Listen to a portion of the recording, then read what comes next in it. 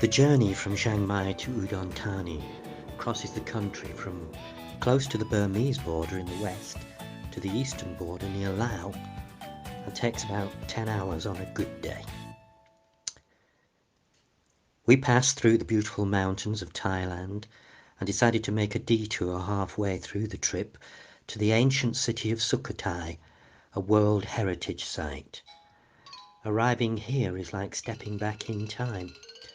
Although there are over 90 ruins in a huge area, we just spent time in the central zone next to the small old city. This is the part that's most visited anyway. Receives a large number of visitors each year, but mostly Thais. So on the day we visited, there was some school groups of monks and a few visitors. The entrance to the park is marked by a number of tourist stalls, naturally, which proved very useful on this particular day because it was so hot that buying a hat was a priority. This beautiful park with a lake at its centre houses a number of historical sites and temple ruins.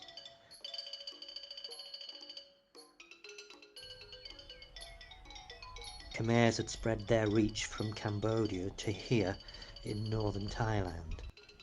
But there was a revolt in the 13th century that led to Sukhothai being established as the first capital of Siam by King Ramkhamhain.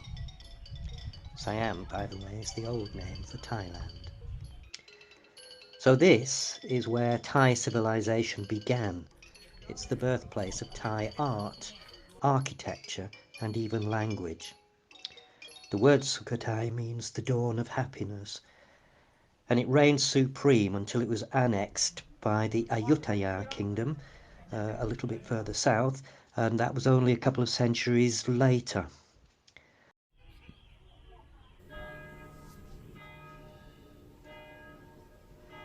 The most important temple in this part of the park, and the most impressive, is Wat Mahathat. It was founded in 1292 and it developed over the next 50 years as the main temple in the Sukhothai kingdom. Its design is based on the idea of a mandala, which is an ancient Hindu symbol representing the universe. There's a main stupa that was built to enshrine sacred relics, and it's built in the shape of a lotus bud, characterizing Sukhothai architectural arts, and this is surrounded by 8 smaller ones.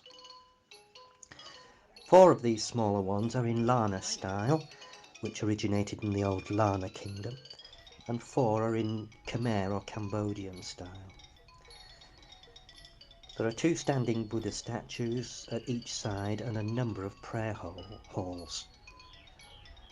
With much of it in ruins, it's still extremely impressive in style and size, with some beautiful carvings. As with many temples, there's a sense of tranquility. There's also a feeling of elegance here as well. It was interesting to wander around the company of a group of monks alongside us. They were very friendly and everybody was taking photographs, and it was just really nice and relaxing. It's very atmospheric.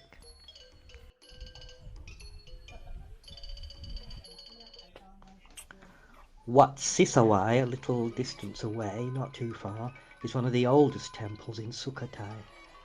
It was founded in the late 12th century as a Hindu shrine for Vishnu. It's the place for the Tirupavai ceremony. This was a ceremony based on an old Tamil devotional poem in praise of Tirumal, who is one of the manifestations of Vishnu in the Hindu religion. So it's very much a place where Hindu religion was practiced for some time until the Siamese took the whole area back from the Khmer. It was established before the liberation and before the foundation of Sukhothai kingdom. The Hindu influence is clear in the style and structure of the temple. It's got 3 well-preserved towers representing the Hindu Trinity. The style of these towers is quite similar to Angkor Wat in Cambodia. There's also a number of narrower towers, and the lower part of these are apparently Khmer, with the upper part expanded and renovated by the Thais later on. The whole thing is enclosed by a double rampart and a moat, so it resembles some kind of a fort, really. Later, in the 14th century, the temple was adapted to the Buddhist faith. Interestingly, it was here that a number of Chinese porcelains and Hindu god statues were found.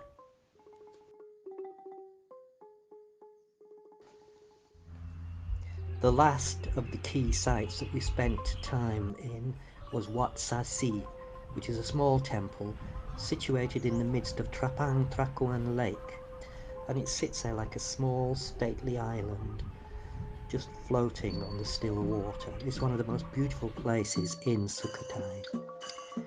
It has a Lana-style stupa and a prayer hall, and an interesting feature of this temple is that there's an ordination hall, obviously, which most of them have, but it's located on its own little island. The foundations of the smaller stupas surround you, and you gradually gain a sense of what it might have been like all those years ago as you wander through these sedate ruins. This is a place to linger, perhaps because of the presence of the small lake, which gives a sense that this small temple was some kind of spiritual island.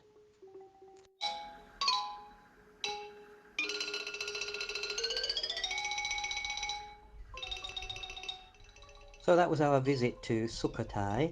Lots of wandering around, a little bit of searching for cold drinks as well.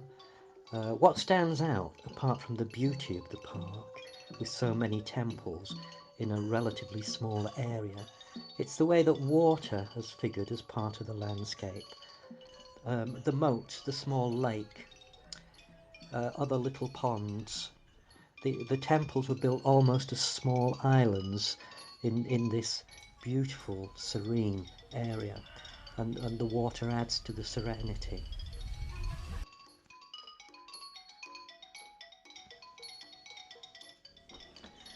With just a few hours at our disposal, and on such a hot day, there was only a short time to see some of the most important temples.